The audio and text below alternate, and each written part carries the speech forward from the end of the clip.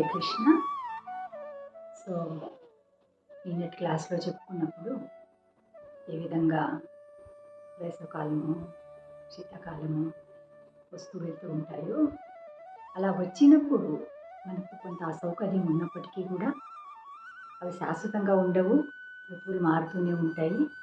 అందుకని ఏ పనులు ఆపుకోము, మన పనులు ఎవరి పనులు వాళ్ళు చేసుకుంటూ ఉంటారు. అలాగే జీవితంలో వచ్చే కష్ట సుఖాలు కూడా వస్తుంటాయి, పోతుంటాయి. వాటి గురించి కలత పడకుండా ఎవరు చేసే పనులు వాళ్ళు యథావిధిగా జరగాలని.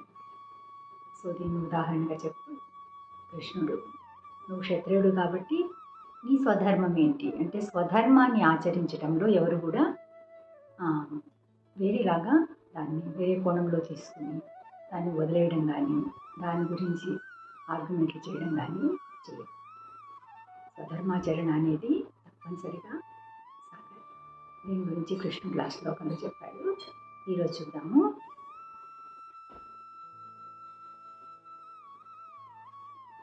భగవద్గీత 2nd చాప్టర్ ఇది. సో 15th శ్లోకం చెప్తుంటున్నాము. యం హి న వ్యథయంతి ఏతే పురుషం పురుషర్షభ సమదుఃఖ సుఖం ధీరం స అమృతత్వాయ కల్పతే. ఈ శ్లోకంలో కృష్ణుడు చెప్తున్నాడు, కృష్ణుడిని గ్లోరిఫై చేస్తున్నాడు అనమాట. అంటే ఉత్సాహపరచడానికి, పురుష శ్రేష్ఠుడివైనటువంటి అర్జున, నువ్వేమి ఆర్డినరీ పర్సన్ కాదు, సామాన్యుడివి కాదు. పురుషుల్లో అందరిలోకి కూడా నువ్వు గొప్పవాడివి, ఉత్తముడైనటువంటి వాడివి.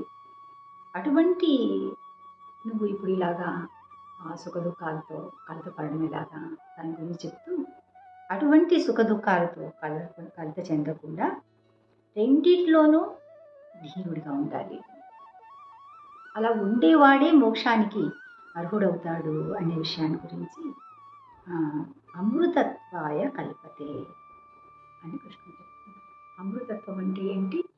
అది శాశ్వతంగా ఉండేది అనేటటువంటి. సో ఎప్పుడైనా ఆధ్యాత్మిక అనుభూతిని ఉన్నతము అంటున్నాను. ఈ మెటీరియల్గా ఉండే ప్రెషర్స్ అన్నీ కూడా నిమ్న స్థాయికి చెందినటువంటివి. అంటే మనకు ఆ హయ్యర్ ప్లెజర్ గురించి తెలియకపోవటం వలన, ఆ హయ్యర్ టేస్ట్ గురించి తెలియకపోవటం వలన వీటిని మనము చాలా చాలా హయ్యర్ ప్లెజర్స్గా ఆలోచించుకుంటున్నాం. వాటిని అనుభవించడానికే తాపత్రయపడుతూ పాకులాడుతూ వాటి వెనుకలు పరిగెత్తుతూ ఉంటాము. ఇక్కడ ఆధ్యాత్మిక అనుభూతి పొందాలి అంటే ఒక స్థిరమైనటువంటి నిశ్చయం ఉండాలి అని చెప్తున్నారు. మనం ఏదైనా గోల్ పెట్టుకుని ఉన్నప్పుడు, ఈవెన్ పిల్లలు తీసుకోండి, స్కూల్లో వాళ్ళకి ఫస్ట్ ర్యాంక్ రావాలి. అప్పుడు ఏం చేయాలి? ఫస్ట్ ర్యాంక్ రావాలి అంటే రాదు కదా. ఖచ్చితంగా టీచర్స్ ఏం చెప్తున్నారో వాటిని ఎప్పటికప్పుడు వాళ్ళు మళ్ళీ చదువుకుంటూ ఉండాలి, మళ్ళీ రివిజన్ చేసుకుంటూ ఉండాలి. దానికోసము అంటే ఈ చదువు పైన ఏకాగ్రత పెట్టాలి అంటే వాళ్ళు కొన్నింటిని త్యాగం చేయాల్సి వస్తుంది. అంటే పిల్లలతో కలిసి ఆడుకోవడం అంటూ ఉండదు. ఆడుకోవాల్సినటువంటి టైంలో కూడా కొంచెం చదువుకోవాల్సి వస్తుంది. అంటే ఆ చిన్న చిన్న వాటిని ప్లెజర్స్ని అదే కంటిన్యూగా ఉంటుంది కదా. కొంతకాలం చదువుకుంటున్నారు ఉంటుంది, తర్వాత మంచి మార్కులు వస్తాయి, పాస్ అయ్యారు, మళ్ళీ ముందుకు వెళ్ళారు, అప్పుడు కూడా చేసుకోవచ్చు ఇటువంటి పనులు. కానీ ఒక గోల్గా పెట్టుకున్నప్పుడు దాన్ని సాధించాలి అంటే చిన్న చిన్న ప్లెజర్స్ని వదిలేస్తే ఆ పెద్ద ప్లెజర్ ఏంటి? నేను ఇప్పుడు నాకు అన్నింటిలోనూ 100% మార్క్స్ వచ్చాయి, నేను గోల్డ్ మెడల్ వచ్చింది, నేను యూనివర్సిటీ ఫస్ట్ వచ్చాను, లేదు కాలేజ్ ఫస్ట్ వచ్చాను, ఇట్లాగా అది హయ్యర్ ప్లెజర్ అనమాట. దానికోసమని ఈ చిన్న చిన్న ఫ్రెండ్స్తో కలిసి తిరగడము, మూవీకి వెళ్ళడము, ఆడుకోవడము, ఇలాంటి ప్రెషర్స్ని వదిలేస్తారు. అదేవిధంగా ఏం చెప్తున్నారు, ఈ సుఖ దుఃఖాలు అనేవి కూడా జీవితంలో చాలా సహజంగా వస్తుంది. లాస్ట్లో కూడా చెప్పుకున్నట్లు మనం కోరుకున్నామని మనకు కష్టాలు సుఖాలు వస్తూ ఉండడం లేదు, కోరకపోయినా కష్టాలు వస్తున్నాయి.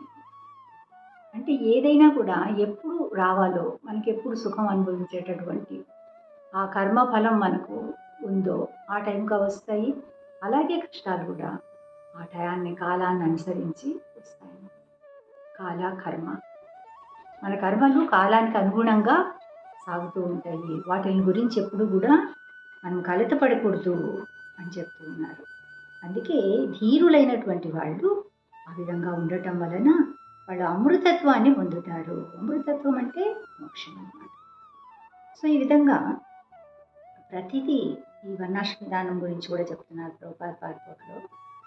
జీవితాన్ని పరిపూర్ణం చేసుకోవాలి అని నిశ్చయం ఉంటే అప్పుడు ఎంత కష్టం ఎదురైనా సరే దానికోసం వాళ్ళు పాటుపడతారు. నిజం చెప్పాలంటే సన్యాసాశ్రమం గురించి ఇక్కడ చెప్తూ ఉన్నారు. సన్యాసాశ్రమం తీసుకోవాలి అంటే ఇంకా అన్నీ వదిలేయాలి కదా. అంటే ఫ్యామిలీ, ఆ ఇల్లు, ఇంతవరకు తను సంపాదించిన ప్రాపర్టీస్, పిల్లలు, భార్య, ఈ బంధాలు అనుబంధాలు అన్నీ వదిలేయాలి. అలా వదిలేసి వెళ్ళడం అనేది చాలా కష్టం అనమాట. ఎందుకు అందరూ సన్యాసం తీసుకుంటారా? తీసుకోలేదు కదా.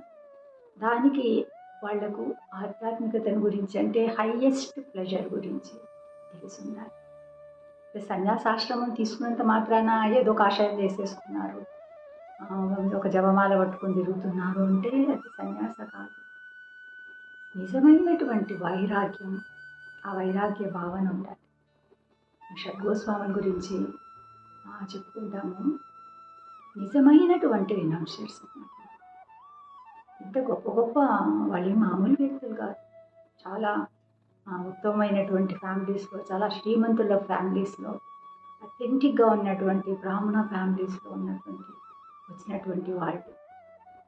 అటువంటి వైభోగాలలో ఉండి కూడా వాళ్ళు చైతన్య మహాప్రభుని ఆశ్రయించి ఆయన దగ్గర ఆయన ఆదేశం ప్రకారం గోస్వాములయ్యి బృందావనానికి వెళ్ళినప్పుడు వాళ్ళు కేవలం కౌపీనదారులుగా ఉంటారే అట్లాగనమాట. ఒక వస్త్రం ధరించి పైన ఒక తుండువా వేసుకుని,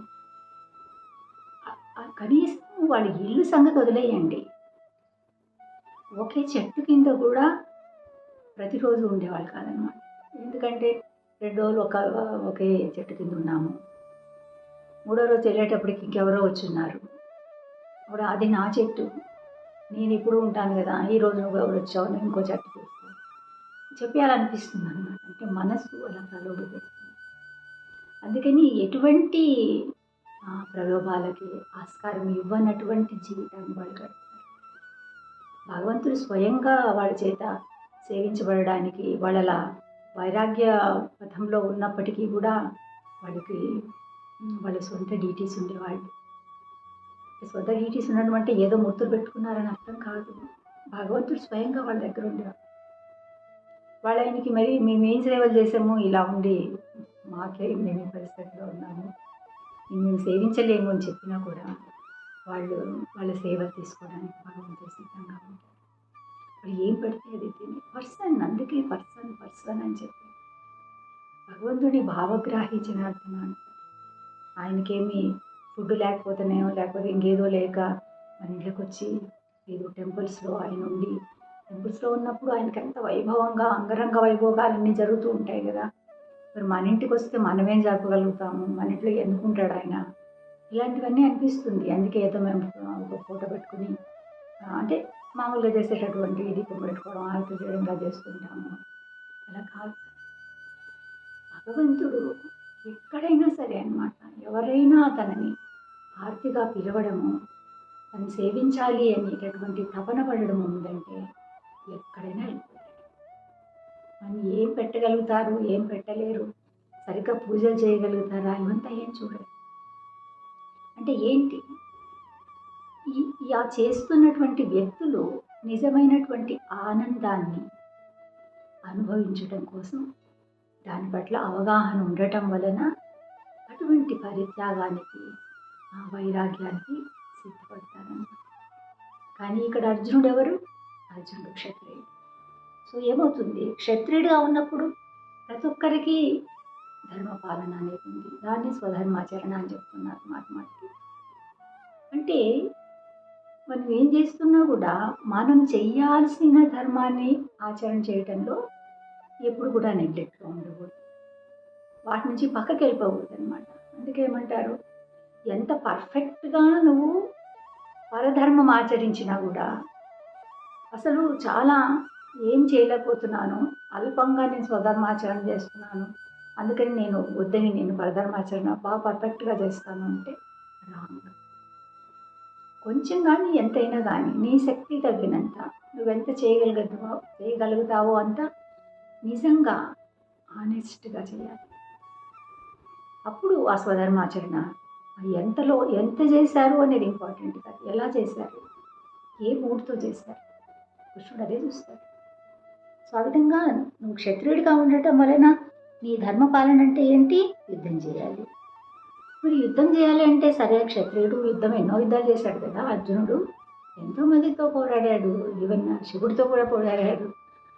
అంటే దేనికోసం? అప్పుడంతా ఇవేమి అడ్డు రాలేదు. ఏంటి?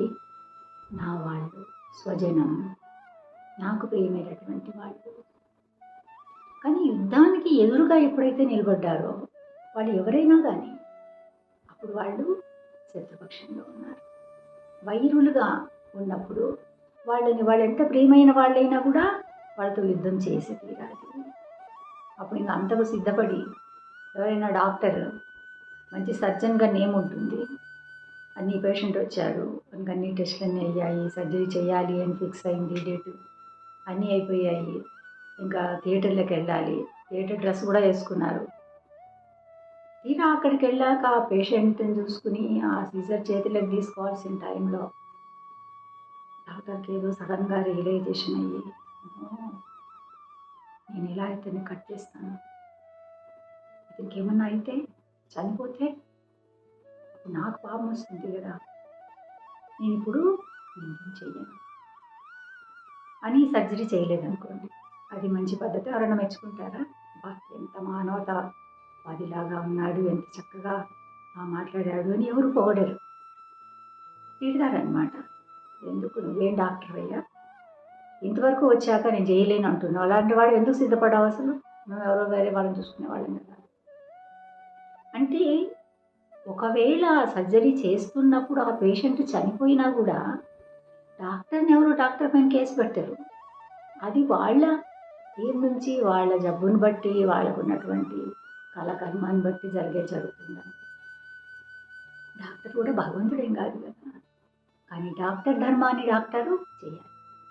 అలాగే క్షత్రియుడిగా ఉన్నప్పుడు నీకు అది ఉండాలి, ఆ స్ట్రాంగ్, ఆ డిటర్మినేషన్ అనేది ఉండాలి, దృఢ నిశ్చయం అనేటటువంటిది ఉండాలి. ఆ దృఢ సంకల్పం ఉంటేనే ఏదైనా కూడా చేయడానికి సాధ్యమవుతుంది అన్నమాట. అప్పట్లో ప్రభుపాద చైతన్య మహాప్రభు గురించి కూడా చెప్తారు. చైతన్య మహాప్రభువు సాక్షాత్తు కృష్ణుడు. ఆయన ఈ భక్తిని, అంటే సేవను గురించి, భక్తి సేవ, కృష్ణుడు ఏం చెప్పారు ఈ దీంట్లో మనమంతా చూసాక భగవద్గీతలో ఫైనల్గా ఏం చెప్తారంటే, సర్వధర్మాన్ పరిత్యజ్య మాం ఏకం శరణం వ్రజ. మాం ఏకం, అన్ని వదిలేసి నన్ను మాత్రమే ఆశ్రయించు. అప్పుడేం జరుగుతుంది? అహం త్వాం సర్వపాపేభ్యో మోక్షయిష్యామి మా శుచః.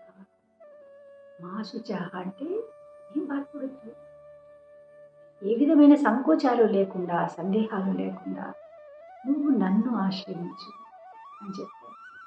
కానీ మనలాంటి వాళ్ళకి ఏమనిపిస్తుంది, అరే ఏమి భగవంతుడు ఎటువంటి అన్కండిషనల్ లవ్ గురించి మాట్లాడుతున్నాడు, ఇప్పుడు చూస్తే మరి ఇలా మళ్ళీ కండిషన్లు పెడుతున్నాడు, ఎవరికి పెద్ద ఇష్టం కాదని. అంటే దానికి సుముఖులుగా ఉండరు. అలా అన్నీ కావాలి, కండిషన్ పెట్టకూడదు. సో ఆయనే మళ్ళీ ఎంతో దయగా, అసలు భక్తుడంటే ఎలా ఉండాలి, భగవంతుడిని ఎలా ఆశ్రయించాలి, భక్తి అనేది ఎంత హయ్యెస్ట్ ప్లెజరు, దీనన్నిటినీ బోధించడానికి మహాప్రభుగా అనిస్తారని. అలా వచ్చినప్పుడు ఆయన 24 ఏళ్ల వయసులోనే సన్యాసం తీసుకుంటారు. అప్పటికే తండ్రి చనిపోయారు, తల్లి తర్వాత యుక్త వయసు కూడా కాదు, ఇంకా చాలా చిన్న వయసులోనే ఆయనకి 24 ఏళ్ళు అంటే, ఆయన భార్య విష్ణుప్రియాదేవి, ఆమెకు ఒక 16-17 ఏళ్ళు అలా ఉంటాయి. మరి తల్లి వార్ధక్యంలో ఉంది, తండ్రి లేడు, తండ్రి చనిపోయాడు. అయినప్పటికంటే ఏంటి వాళ్ళు ఇప్పుడు వదిలేశారంటే ఇద్దరు స్త్రీలు, ఇద్దరు డిపెండెంట్స్గా ఉన్నారు తనకి. కానీ ఆయన సన్యాసం తీసుకున్నారు. అప్పుడు అంటే ఏ విధంగా ఒక హైయెస్ట్ దీన్ని సాధించాలి అన్నా, దాన్ని పొందాలి అన్నా కూడా మనం కొన్నిటిని వదిలేయాలి. మరి ఆయన దేనికోసం వెళ్ళారు? ఆయన ఇలా పీడితులుగా బాధాకరంగా ఉన్నటువంటి పరిస్థితుల్లో జీవిస్తూ కూడా అసలైనటువంటి ఆనందం గురించి తెలియకుండా, భగవంతుని గురించినటువంటి అవగాహన లేకుండా, రోజు రోజుకి కలియుగం ఇంకా ఇంకా డిగ్రేడేషన్ జరుగుతుంది. అందరికీ కూడా ఈ కలియుగ ధర్మాన్ని బోధించడం కోసం ఆయన వచ్చారు. ఒక్కొక్క యుగంలో ఒక్కొక్క ధర్మం ఉంటుంది, యుగ ధర్మాలు అంటారు వాటిని. అప్పుడంతా తపస్సులు చేశారు, యజ్ఞాలు చేశారు, డీటీ వర్షిప్పులు చేశారు. కానీ కలియుగంలో అవేవి కూడా చెయ్యలేమన్నమాట. ఇప్పుడు వాళ్ళకంతా అప్పుడు లాంగ్ స్పాన్ ఆఫ్ లైఫ్ ఉండింది. వాళ్ళు చేసేటటువంటి అప్పట్లో ధర్మం 4 పాదాలతో ఉండింది.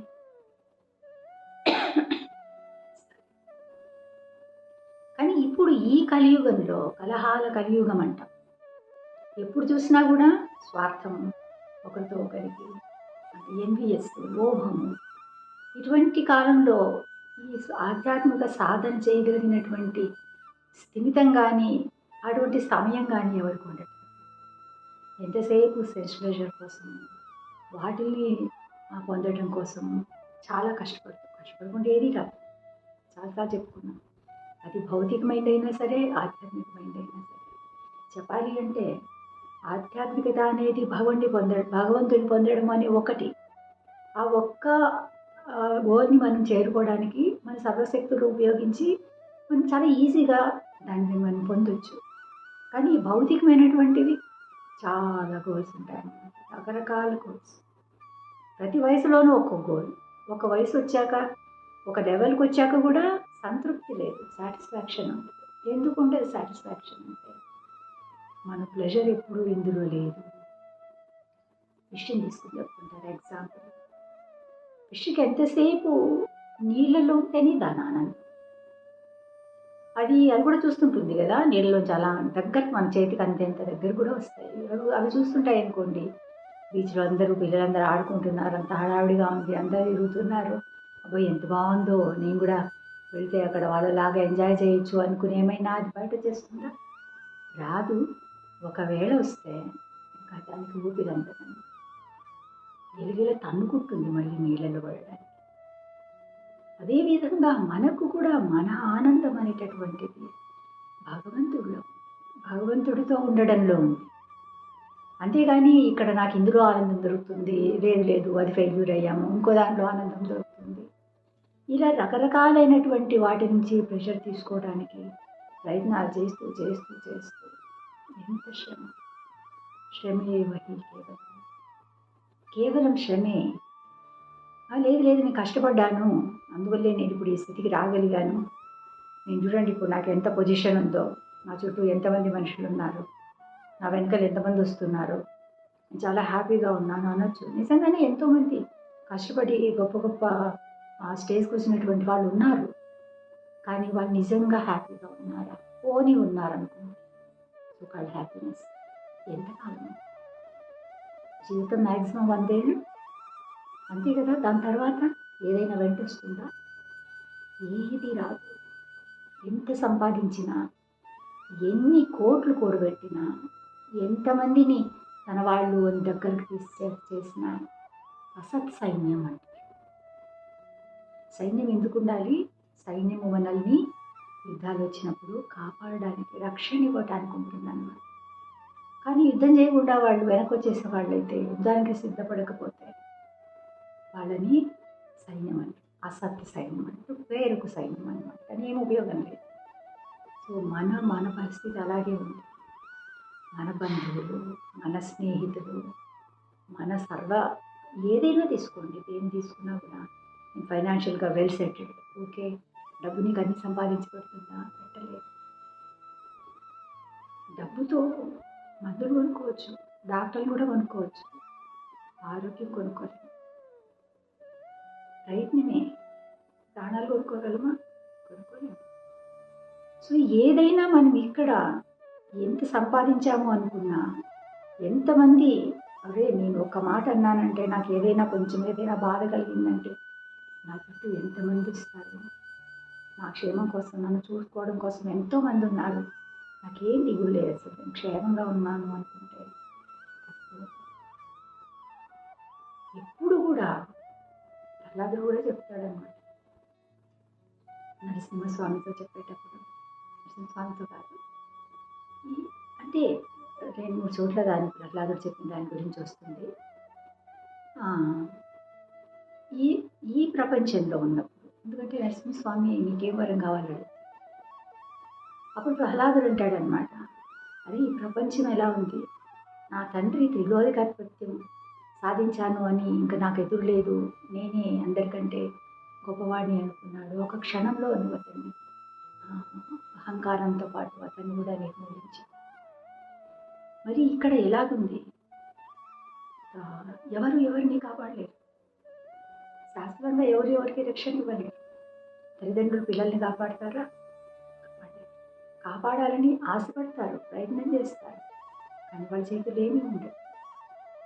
ఎంత గొప్ప డాక్టర్లను అరేంజ్ చేయగలరు, హాస్పిటల్ అరేంజ్ చేయగలరు, మందులు తెచ్చుకోగలరు, ఎందుకు డబ్బు ఉంది కాబట్టి. కానీ బిడ్డను బ్రతికించుకోవటం వాళ్ళ చేతిలో ఉంది. ఇది పరిస్థితి. మనకు అర్థం కావాలి. మనం ఏం చేసుకున్నా కూడా ఈ భౌతిక ప్రపంచంలో ఉన్నంత వరకే.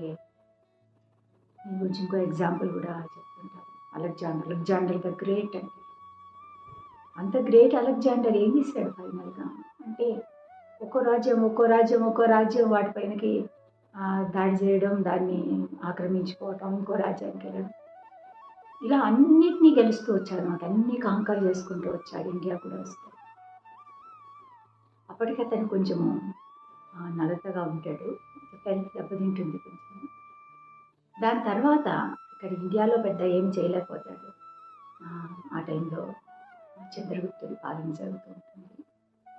చాణక్యుడు ఆయన మంత్రిగా ఉంటాడు. సరే అది ఇప్పుడు వద్దు. సో అలెగ్జాండర్ ఏం చేస్తాడు, చివరికి అతనికి ఇంకా వెనక్కి వెళ్ళిపోవాలి, బాగలేదు, నాకు ఆరోగ్యం బాగలేదు, ఇంకింటికి వెళ్ళిపోవాలి అనిపిస్తుంది.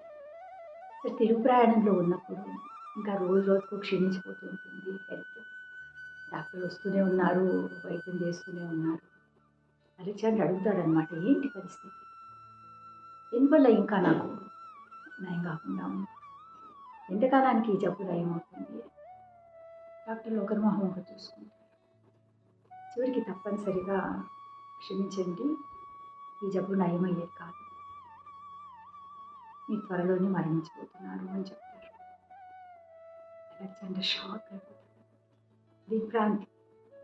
అలెగ్జాండర్కు మరణమా, అలెగ్జాండర్ని చంపగలిగినటువంటి కూడా ఒకటి ఉంటుంది అని ఎప్పుడు ఊహించలేదు.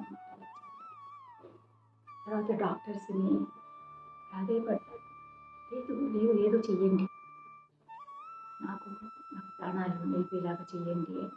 ఎవరు ఏం చేయలేదు. చివరికి అలెగ్జాండర్కి అర్థమైపోతుంది అన్నమాట, ఇంతకాలము అసలు ఇల్లు పట్టకుండా ఎన్ని చోట్ల వెళ్ళి ఎన్ని దేశాలు తన అధీనంలోకి తీసుకుని ఎంత సంపాదిస్తే ప్రతి చోట ఉన్నదంతా కొల్లగట్టుకొని తీసుకురావడమే కదా, ఏది వెంట తీసుకుంటే వెళ్ళగలుగుతున్నాడు. మంత్రుని పిలిచి 3 కోరికలు మీరు నాకు తీర్చాలి అని చెప్తాను. దాంట్లో నేను చనిపోయిన తర్వాత శవపేటికలో నన్ను పడుకోబెట్టినప్పుడు నా 2 చేతులు చాచి ఉంచండి. తర్వాత నా కఫన్ ముందు నాకు వైద్యం చేసినటువంటి డాక్టర్స్ నడుస్తూ ఉండాలి. ఇంకా దారి పొడవునా నేను సంపాదించిన ఈ ఈ డబ్బులు, ఈ రత్నాలు, ఆభరణాలు ఇవన్నీ కూడా దారి పొడుకు వెదచల్లండి. సరే అంటారు వాళ్ళు, కానీ వాళ్ళకి అర్థం కాదనమాట, ఏంటిది, ఎందుకు ఇలా చెప్తున్నారు. వాళ్ళు అడుగుతారు, కానీ సరే మేము చేస్తాము, కానీ ఎందుకని మీరు ఇలా చెప్తున్నారు. అప్పుడు అలెగ్జాండర్ అంటారు, నేను ఇంత సంపాదించి ఇన్ని చేశాక ఒక్క నయా పైస కూడా నాతో పాటు తీసుకుని వెళ్ళలేకపోతున్నాను, వట్టి చేతులతో వెళ్తున్నాను. అది అర్థం కావడానికే చేతులు చాచుంచమన్నాను. నాకు వైద్యం చేశారు, గొప్ప గొప్ప వైద్యులు నాకు వైద్యం చేశారు, ఏం చేయలేరు. వాళ్ళు కూడా నిస్సహాయంగా శవంతో పాటు నడవాల్సిందే అంతే. వాళ్ళేం చేయలేరు. ప్రతి సంపాదించిందంతా ఎంత వేస్ట్. మన దగ్గర ఇన్ని గాజు పెంకులు మూట కట్టుకున్నా, ఏదో గులకరాళ్ళు పెట్టుకున్నా ఎంత ప్రయోజనమో అంత ప్రయోజనమే ఇంత సంపాదించిందంతా కూడా. సో జీవిత సత్యాన్ని చివరి దశలో గ్రహిస్తాడనమాట అలెగ్జాండర్. కనీసం ఇంకా జీవితం ఉండగానే ఏదైనా రియలైజ్ అయితే దాన్ని మనం చేసిన తప్పుని సరిదిద్దుకోవడానికి, రెక్టిఫై చేసుకోవడానికి అవకాశమైనా ఉంటుంది. లేదంటే హెల్ప్లెస్గా వెళ్ళిపోవడమే కదా. అందుకని కృష్ణుడు చెప్తూ ఉన్నాడు, ఏదైనా కూడా మనకు కొన్ని అనానుకూలతలు రావచ్చు, లేకపోతే మనకు మనసు కష్టం కలిగించవచ్చు. ఏది వచ్చినా కూడా మన ధర్మం నుంచి మనం పక్కకి వెళ్ళిపోవాలి. ఎందుకు? ఆ ధర్మ ఆచరణ వల్లనే అన్నీ కూడా హైయెస్ట్ విషయాలన్నీ కూడా మనకు అందుబాటులోకి రావాలి అంటే ఎవరి ధర్మాన్ని వాళ్ళు ఆచరించాలి. సో ఈ విషయం గురించి కృష్ణుడు చెప్తాడు నెక్స్ట్ శ్లోకంలో, రేపు క్లాస్లో చూద్దాం. హరే కృష్ణ.